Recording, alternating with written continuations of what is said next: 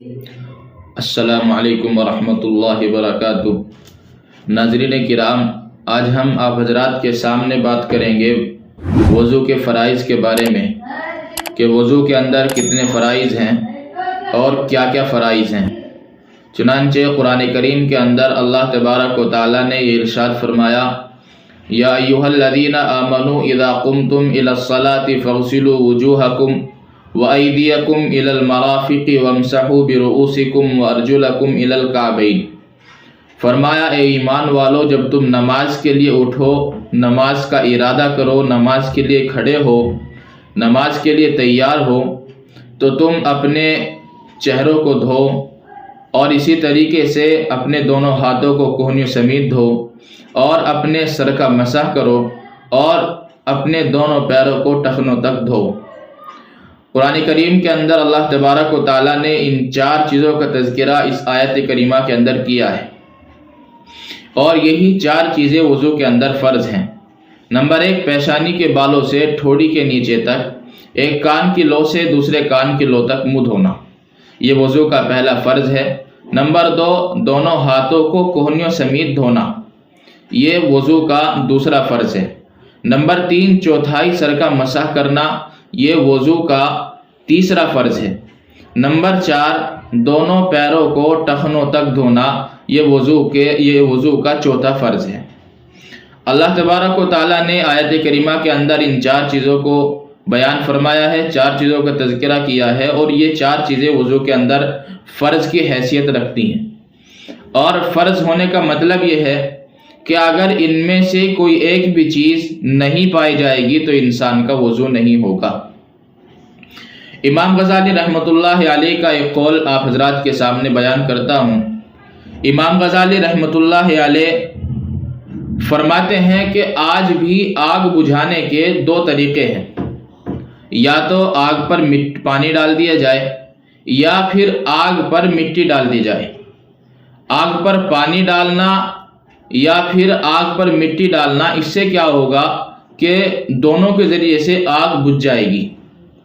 امام غزالی فرماتے ہیں کہ جو بندہ وضو کرتا ہے یا پانی نہیں ہوتا تو تیمم کرتا ہے، مٹی سے تیمم کرتا ہے، مٹی سے پاکی حاصل کرتا ہے، تو اس بندے کے لیے یہ پانی سے وضو کرنا اور پانی نہ ہونے کی شکل میں مٹی سے تیمم کرنا، یہ دونوں جہنم کی آگ کو اس کے لیے ٹھنڈا کر دیں گی اور جہنم کی آگ کو اس کے لیے بجھا دیں گی۔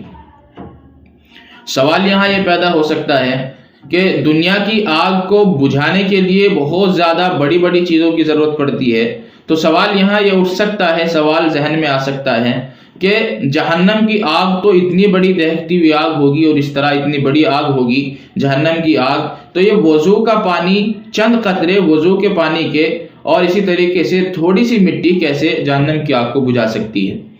امام غزالی رحمۃ اللہ علیہ فرماتے ہیں کہ یہ وضو کا پانی اتنا بابرکت ہے اور یہ مٹی کے جو ذرات ہیں یہ اتنے بابرکت ہیں کہ یہ اس انسان کے لیے، یہ پانی کے چند قطرے اور مٹی کے چند ذرات بھی انسان کے لیے جہنم کی آگ کو بجھا دیں گے۔ یہ اتنا بابرکت پانی ہے اور اتنی بابرکت مٹی ہے۔ امام غزالی رحمۃ اللہ علیہ فرماتے ہیں کہ سوال یہ ہے کہ وضو کے اندر 4 فرض ہی کیوں ہیں؟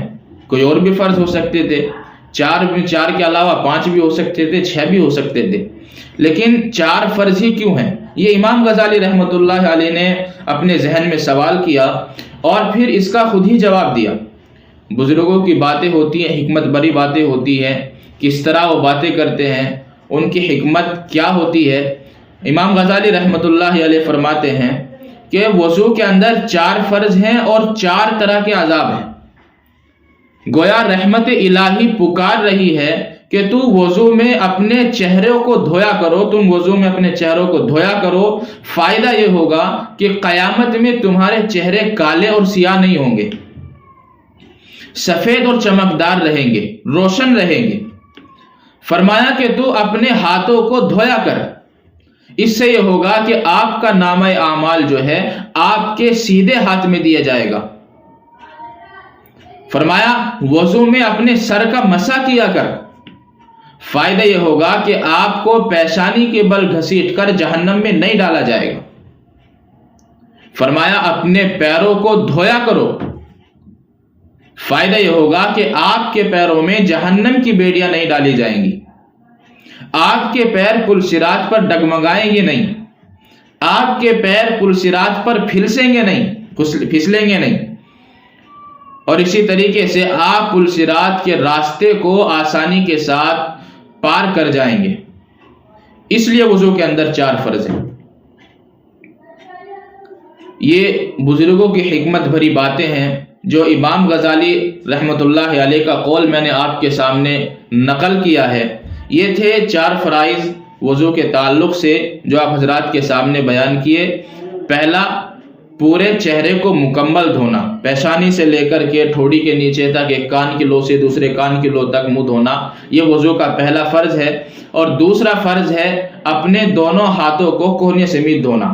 اپنے دونوں ہاتھوں کو کوہنی سمیت دھونے کا مطلب یہ ہے کہ یہاں سے لے کر کے انگلیوں سے اور فنگر سے لے کر کے اپنے ہاتھوں کو یہاں تک دھونا، جہاں پر کوہنی ختم ہوتی ہے وہاں تک دھونا اس کو فرض ہے۔ اگر اس جگہ میں سے کوئی ایک جگہ بھی خشک رہ جاتی ہے، کوہنی یہ ہاتھ خشک رہ جاتا ہے، کوئی حصہ خشک رہ جاتا ہے، تو انسان کا وضو نہیں ہوتا۔ اور اسی طریقے سے چوتھائی سر کا مسح کرنا، یہ وضو کا تیسرا فرض ہے۔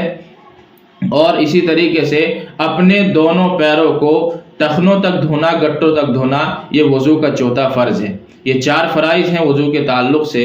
اللہ تبارک و تعالی عمل کی توفیق عطا فرمائے، اور ہم میں سے ہر ایک آدمی کوشش کرے کہ دین کی جو بنیادی باتیں ہیں ہم ان سب کو جاننے کی، ان سب کو یاد کرنے کی اور ان سب پر عمل کرنے کی کوشش کیا کریں، اس لیے کہ یہ ہمارے لیے بنیادی حیثیت رکھتے ہیں، ہمارے لیے بہت زیادہ ضروری ہے۔